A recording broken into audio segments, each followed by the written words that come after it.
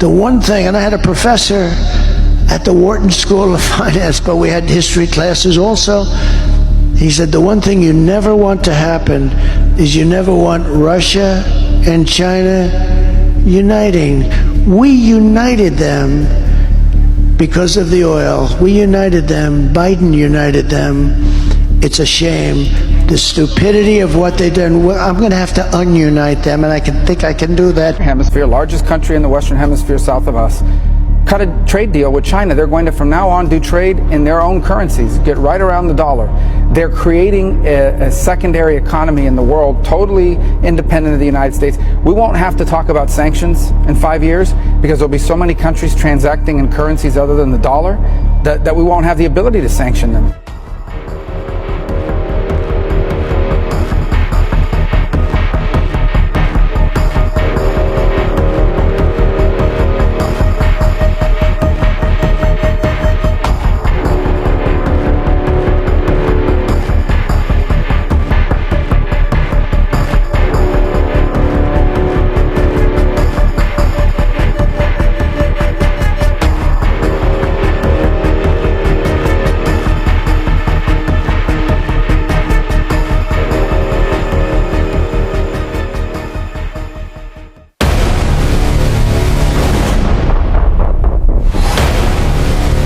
This morning, a major escalation in President Trump's global trade war, with the president releasing a letter announcing a 50% tariff on imports from Brazil starting August 1st.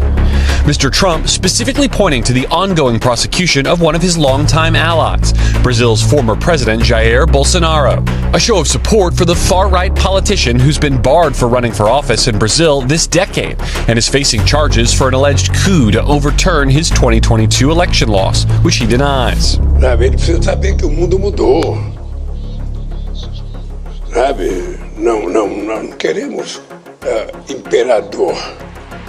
Nós somos países soberanos. Se ele achar que ele pode taxar, os países têm o direito de taxar também.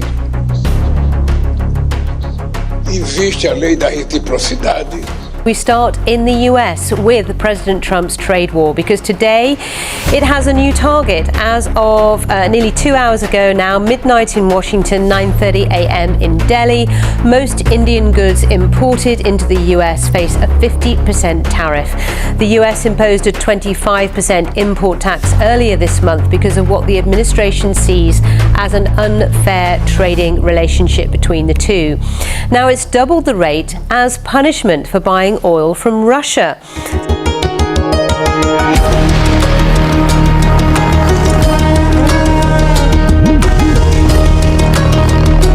Chinese President Xi Jinping has given his vision for a new multipolar world order at the Shanghai Cooperation Organization Summit in Tianjin.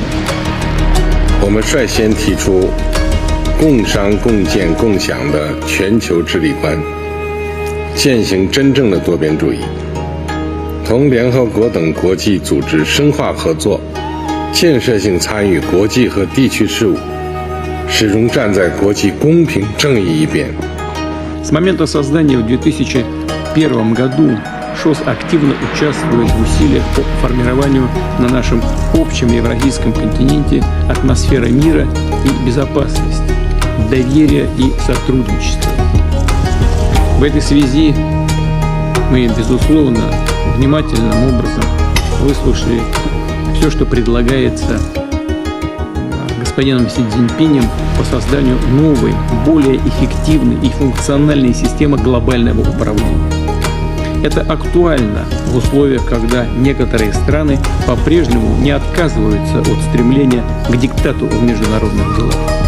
It doesn't mean that this new multipolar world should have any hegemons, because no one is speaking about this, not in BRICS, not in the SCO. Everyone has equal rights in this multipolar world.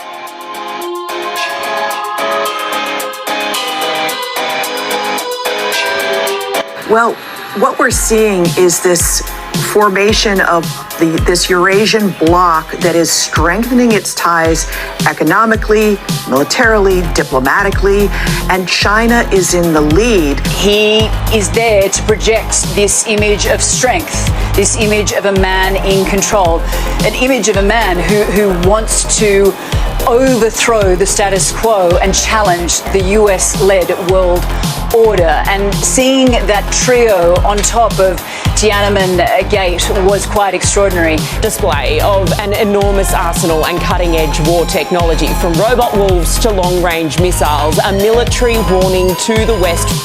China's President Xi Jinping has said the world faces a choice of peace or war as he watched a huge parade of Chinese military might. President Xi said his country is unstoppable and will never be intimidated by bullies as he unveiled China's arsenal of weapons, including nuclear missiles with global reach.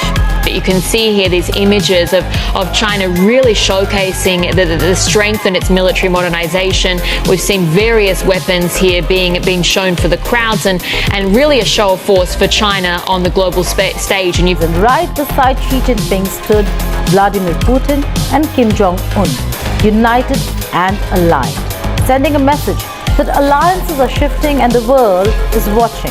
It's a message that he's conveying not just to the world but also to President Donald Trump that China has arrived. US President Donald Trump not wasting any time responding to what was the big show in Beijing. In the Truth Social post he wrote, "May President Xi and the wonderful people of China have a great and lasting day of celebration. Please give my warmest regards to Vladimir Putin and King Jong-un as you conspire against the United States of America."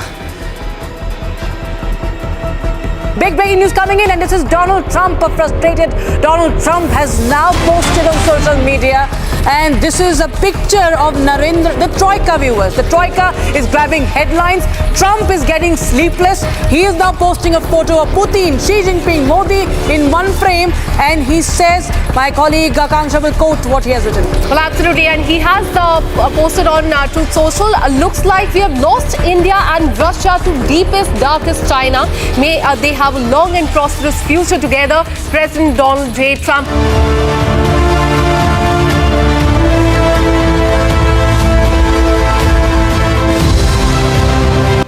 各个国家、各个民族，只有平等相待、和睦相处、守望相助，才能维护共同安全，消弭战争根源，不让历史悲剧重演。